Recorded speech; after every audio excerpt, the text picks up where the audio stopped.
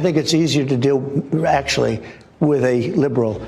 And maybe they're going to win, but I don't really care. It doesn't matter to me at all. Yesterday, the president said that having a liberal prime minister would be easier for him to deal with, just as he threatened once again to make us the 51st state. And you know what? On that point, it's true. I'm a strong leader. I'm a tough guy to deal with.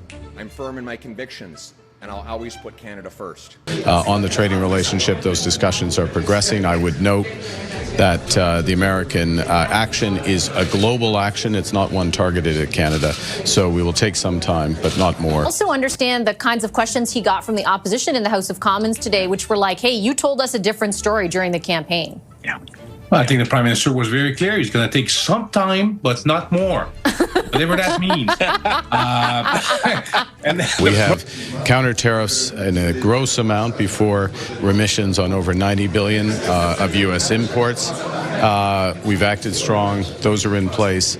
We will take some time, not much, some time, because we are in intensive discussions right now with the Americans on the trading relationship. Those discussions are progressing. I would note that the American action is a global action. It's not one targeted at Canada. So we will take some time, but not more. As you heard Mark Carney there, Premier Ford singing a very different tune. We had Minister Vic Fideli on earlier in the program. They want counter tariffs to the same tune, another 25% immediately levied on the United States. Why do you think the feds are hesitant to go down that route? I think, Vashi, that it's because they must be close to some kind of a deal. There was a kind of a look in Carney's eye today, I thought, that suggested that something must be imminent. And I mean, he made a point of talking about how these are global tariffs, not necessarily targeted at Canada. Now, at Queen's Park earlier today, when we were speaking with Premier Ford, he echoed what Minister Vic Fideli, I guess Vic Fideli technically echoed what Ford said, that he's a quote unquote 1,000% behind whatever retaliation that Prime Minister Carney's government chooses to take. But I don't know. I suspect something must be imminent, either that or Carney's flat-footed.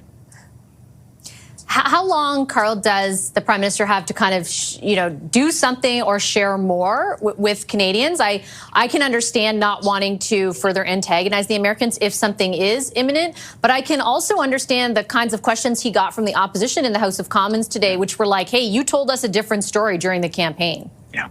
Well, I think the Prime Minister was very clear. He's going to take some time, but not more. Whatever that means. And the problem with that is that, of course, he doesn't want to have a hard deadline. But Canadians, they would like to see a government that, the way they campaign, elbows up, right? That's what the phrase was. That was the slogan. Yeah. And they would like the government to respond in kind. And but to be fair, the same goes for like Doug Ford. Whatever happened to raising prices on electricity? Whatever happens on pulling the plug? Yeah.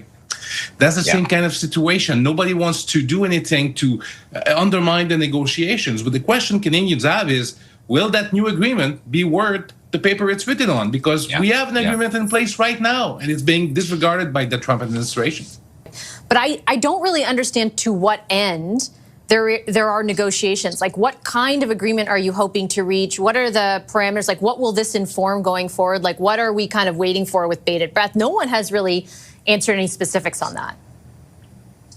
Yeah, I think perhaps actually the most charitable thing you could say is we keep hearing reports that Minister LeBlanc is spending a ton of time down there. The fact that these are unannounced trips and very productive, or ought to be very productive working meetings. I think when you look at how Mark Carney has communicated in his for just a few months as Prime Minister, he's not one prone to hyperbole. So that suggests to me that they think they have something imminent that is going to be something as it relates to whether it's a renegotiation of USMCA, whatever the Continental Security Agreement is, whatever that is going to be, suggests that the Prime Minister thinks there's something to be said there. And perhaps this is also, really, frankly, him testing President Trump in terms of what is the ability to make a deal and stick with it. Because I do think if you even go back to January, This made international news last week when he was asked about it in the White House. But like the taco trade's a real thing.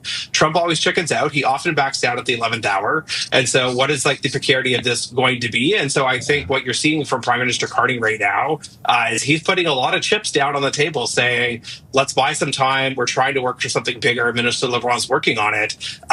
If he comes back empty-handed and there's not something real and you're starting to see mass layoffs at steel production facilities overnight, that political honeymoon and kind of that time for goodwill, not today, but just a bit of time or however it was that Carl quoted it back to it, the urgency for now is going to be really quick when those layoffs get issued.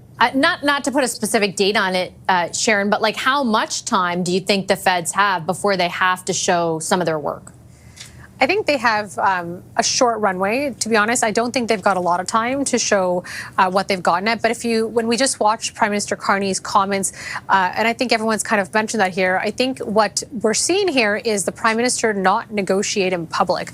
We saw previously in the past administration, and while it worked at the time, where there was counter tariffs and threats put right back, I don't think it's going to work this time around. And I think Prime Minister Carney is trying to keep a measured, tempered approach where he is not litigating counter tariffs in public. He's going to have those conversations in private. He's going to allow his minister to be down there and have those discussions. But I think this is purely a tactic to not, rattle President Trump further, not to even just give him a bit of rope to say, look, I'm going to come at you guys and I'm going to throw more at you. So I think this is purely a measured approach.